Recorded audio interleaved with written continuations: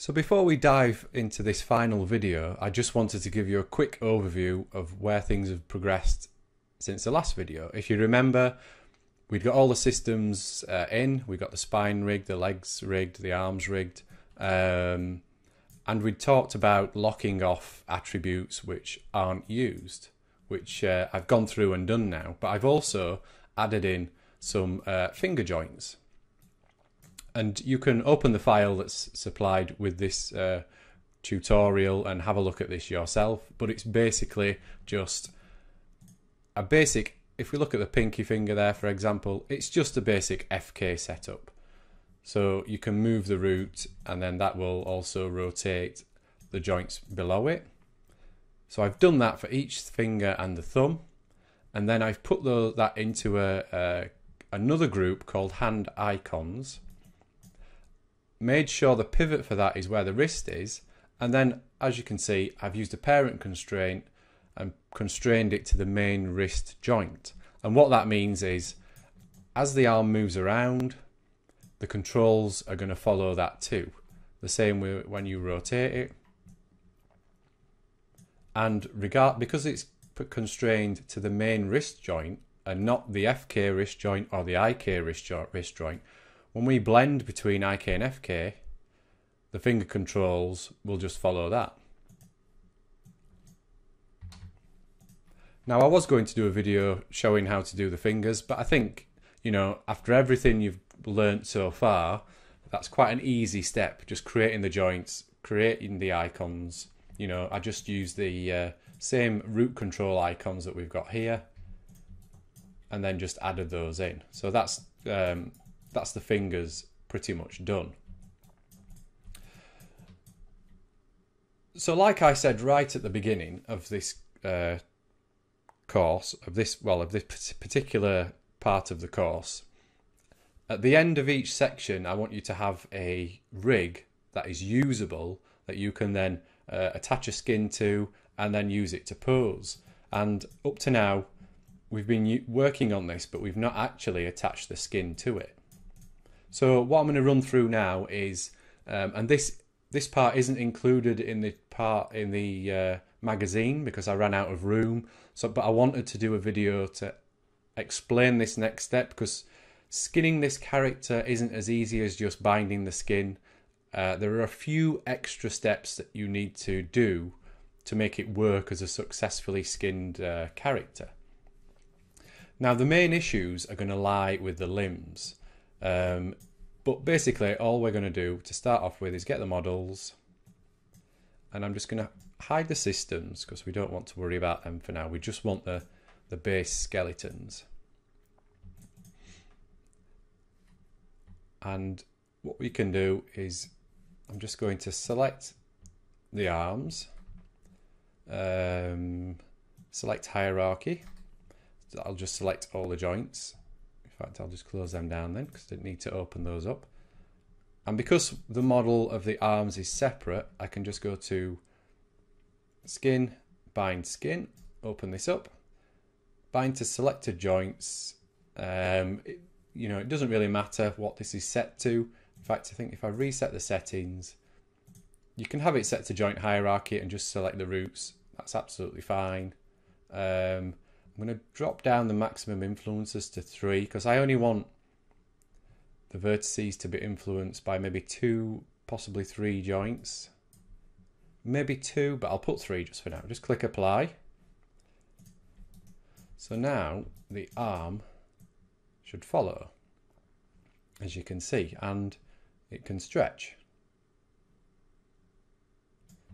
So you could go in and we could start fixing the weights on this, and luckily it's quite a nice segmented model, and what you'll notice is well, it'll highlight the problem we've got. So what I like to do when I'm working on weights is just go to component editor, particularly if I'm working on something like this, like a robot where it's got defined sections, and I'm just going to go to vertex, select those, to shell, which is going to select all the vertices, and then if we go over to smooth skins, which it's already on, I'm going to set that value to 1 there, which means it's just going to follow the shoulder, which is fine until, well, let me just show you. So if I set that to 1, so that is only being influenced by the shoulder now, which is fine. We can move around like so, and that works fine. But as soon as you start stretching, it's going to stick to the shoulder there. Now we could say, oh, well, we'll have half of it influenced by the elbow and then half by the shoulder, and then it's going to stretch, isn't it? So I'm just going to hide the joints because it's going to start selecting them. So let's say we select half. Well, because I've done this, we need to just go in and use the paint weight tool. Skin, paint skin weights. Select the left elbow, and I'm just going to paint a few weights on there. In fact, we'll just go around and just paint them on instead of using the component editor for this particular part, just to demonstrate. Now, ideally, we'd get a nice blend going down here, so we'd have this influenced at a value of 1, then 0.75, then 0.5, then 0.25, so you get a nice blend. But I'm not going to spend too much time doing that because it's not ultimately what we're going to be looking for. So now if we stretch, yes, the whole thing stretches with the arm. I mean, I know this bit here isn't right because we haven't painted the weights on that yet, but I'm just trying to illustrate the issue. But then if we come in and the arm bends, you see, because these are weighted to the elbow, if I just bring the joint back, you see they rotate out like that. So that's the problem we have with this particular setup. Because there's only 3 joints, you're going to come into problems with the with weighting and what you weight things to. Like I showed you previously, if we just weight this section to the shoulder, then the stretchiness doesn't work. Weight it between the shoulder and the elbow, and the stretchiness works, but then when you bend the elbow, half of the upper arm comes out. So we need to do some more tweaking to the rig just to make it a bit more user-friendly. So I'm just going to go to there, skin, here we go, unbind skin, reset the settings because we want to delete the history because we don't want that influenced anymore because we're going to do some tweaking. So again, we'll just look at the left arm for now, and then you can apply the same thing to the rest of the limbs. So ideally what we need is another joint where the elbow is and another joint where the wrist is. So basically this upper arm section, we will blend the weights between the shoulder and the elbow, but we'll be blending between the shoulder and a dummy elbow joint. And that dummy elbow joint, it will move with the elbow, but it won't rotate. So basically, when we bend the elbow, you won't get that issue of the vertices that are influenced up here rotating out, because they will be influenced by another elbow joint that isn't rotating. So let's just go in and show you what I mean. It probably sounds more confusing than it actually is. So I'm just going to duplicate the elbow, duplicate the wrist, and then I'm just going to make sure we don't have any other joints underneath. And I'm just going to call that bind, just so it differentiates between the normal wrist and elbow. So the wrist is parented to the elbow, which is fine, and the elbow is parented to the shoulder. So at the moment we can move that around, and those joints are just going to follow anyway. If I just go to display, local rotation axes, so as we can see, that works fine because the joint isn't rotating with the elbow, but it's keeping the same orientation as the shoulder. So we can essentially use that then to bind that to. So let me just quickly go in and we will just create, we'll select that. We'll just select, we'll select both of them. We'll select the arms, and I'm just going to go to skin, bind skin. And now what we need to do is just go in and edit the weights. So if I do, we'll just paint them, I think, for now, just to make things easier. So left shoulder, we want that fully influenced. So let's just scale that down so we can get to the value attribute down here. So if we say the left elbow, so we don't want this influenced by the elbow joint. So let's set that to 0. Because if it's influenced by just the elbow joint, then we'll end up with this portion of the arm bending out as the elbow bends. If we go to elbow bind, and again we don't want that influencing the lower arm, so I'm just going to flood that to remove any influence. So the elbow bind, we're basically going to say, right, we want that fully influenced there, like so, and then we'll drop down to 0.75, so we're sort of gradually decreasing the influence as it moves up the arm. 0.5, and as you can see it's getting slightly less white, more grey, and then 2.5. Just make that a bit smaller. So I just held down B then just to change the brush size. And then let's just check that in reverse. We'll check that the shoulder is working. That's fine.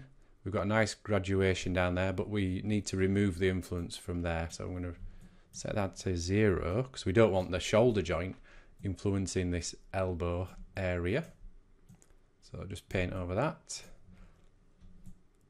Or what we could do is we could just select the geometry, go to UV shell, and then we can just flood that at 0 because it'll just affect the vertices that are selected.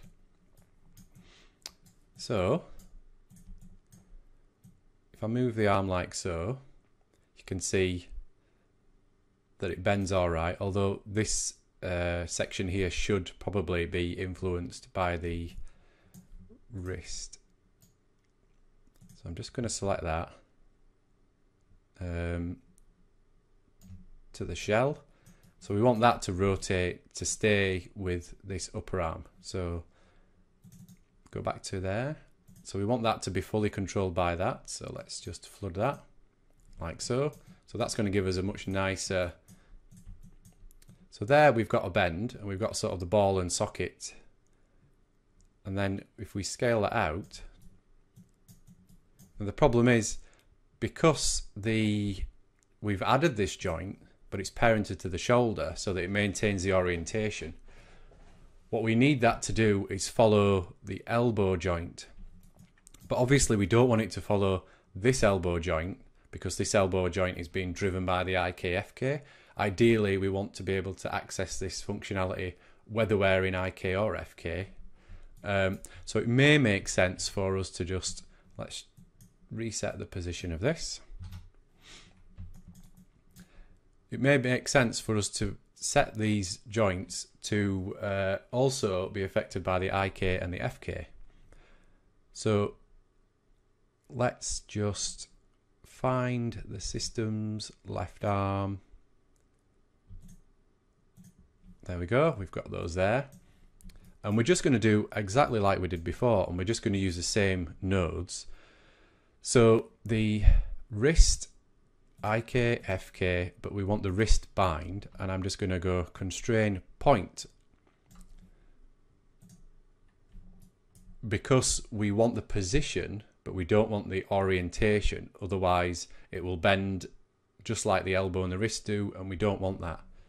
So apply there, and then we want the elbow IK, FK, and then we want the elbow bind, and click apply. So let's go back to our node editor. We'll just clear that out. And we want these new point constraints bringing in, because as we did before, we want to control these attributes. I'm going to bring in the control that has the IKFK attribute on it, and I'm just going to drag that over to the IK initially because I know that's what we want. And then I'm going to just look for the left arm IKFK reverse, bring that in, because we can just use that output as well into the FK. Come on, autosave. It's a good idea to have autosave on in Maya. It does like to crash every now and again. So that should blend between the IK and the FK now. And as you can see, now obviously we haven't painted any weights on the lower arm or the hand, but that is exactly the same setup as we have with the upper arm. So there we have the arm bending, which is fine, and it will stretch. And because of how we've got the joint set up, it works quite well because we've got this section of the robot which is staying solid. It's not deforming, it's just this area here. So it could be that maybe this robot is made out of steel on the joints, but in between it's maybe some sort of flexible material. I mean, we can say that, I guess. It'll work for this. And we've got the FK, IK switching. So let's go in and just do the lower arm. And we can do it exactly like we did before. Let's close that. Paint the weights. So again, we want the elbow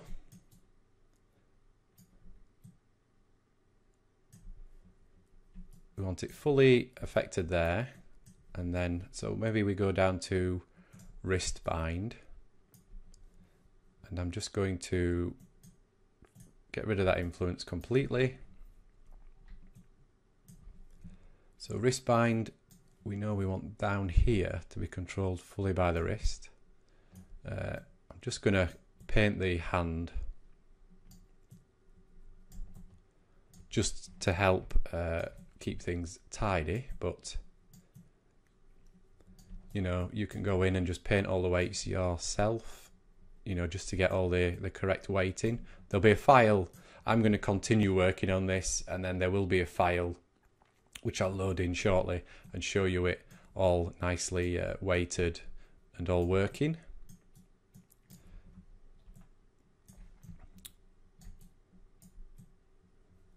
So we'll keep that weighted to the wrist, and it may be that we maybe just do this to shell just to speed things up. Flood.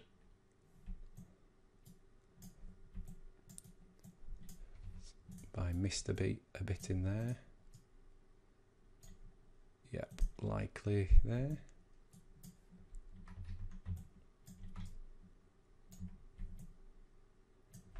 Let's try that.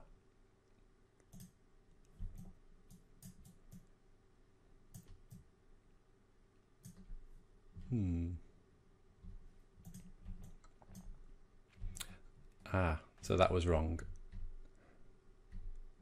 Let's undo that. We'd selected that by mistake there.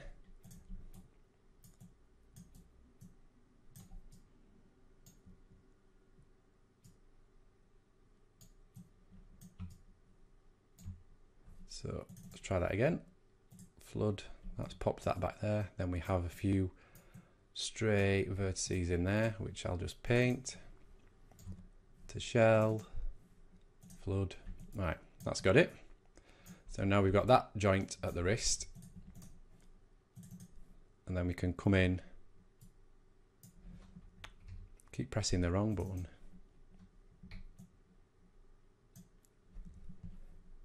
So we want that to be influenced. Ooh. Okay.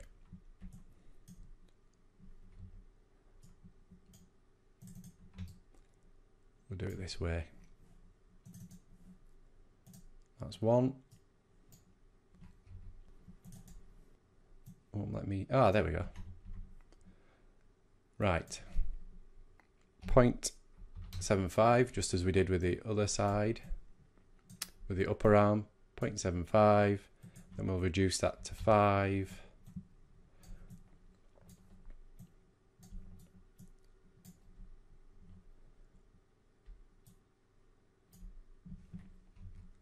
Won't let me change the brush size for some reason, so I'll just do it in here.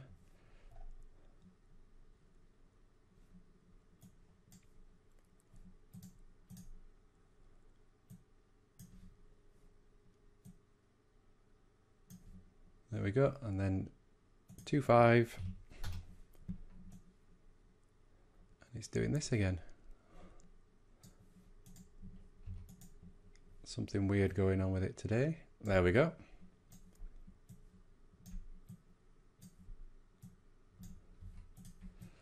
So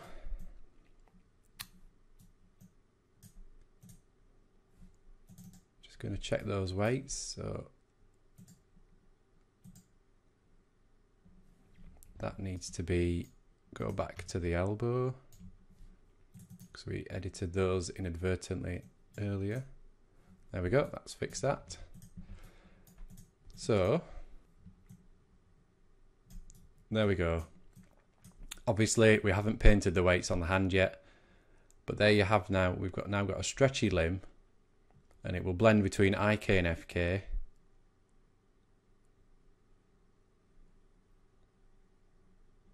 You know, and you've got the nice stretchiness in there as well. So I'm just going to pause the video now while I go through, and I'm just going to paint the weights on everything else, and so I will be back in a minute. So I've gone through and I have painted all the weights and updated everything. Now, painting the weights on a model like this is quite easy to do. It's quite straightforward. So you could use some of the techniques I was using before, select the vertices and then just flood them a certain value, or just hand paint them, or even use a component editor. But now, as you can see, this bit at the bottom, we've got the hip wiggle, like so. We've got full control over the upper spine, you know, the spine, the torso, the head. We've got all the stretchy limbs working, so we can stretch him out like so.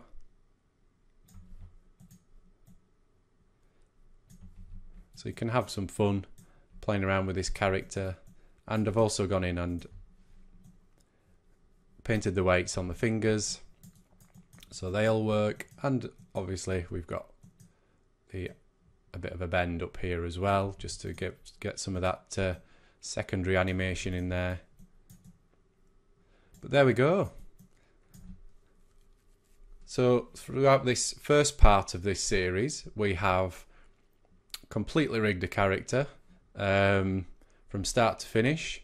He has IKFK functionality, stretchy limbs, and I've also shown you how to add a couple of extra joints into the limbs, which will allow you to then paint the weights and get the stretchiness and the bend in the limbs and the wrists and the ankles all working correctly. Now you can end this here, and you can just use this rig as it is. It's perfectly good for animation and for you know, if you just want to quickly pose your character. But what we're going to do is, in the next part of this series, we are going to look at adding more functionality to the limbs. So rather than being stretchy, we're also going to allow you to create sort of an S curve in the limbs as well, so you can have more of a cartoony sort of effect going on as well. And we'll also add that functionality into the spine, so you can have more fluid movements, more expressive movements. So keep an eye out for that in a future issue of 3D World, and I'm sure they will post it online at some point as well. But I hope you've enjoyed this this first course. Please get in touch and let me know how you've found it, if you have any problems, or if you need help with anything. And yep, I'll see you on the next part.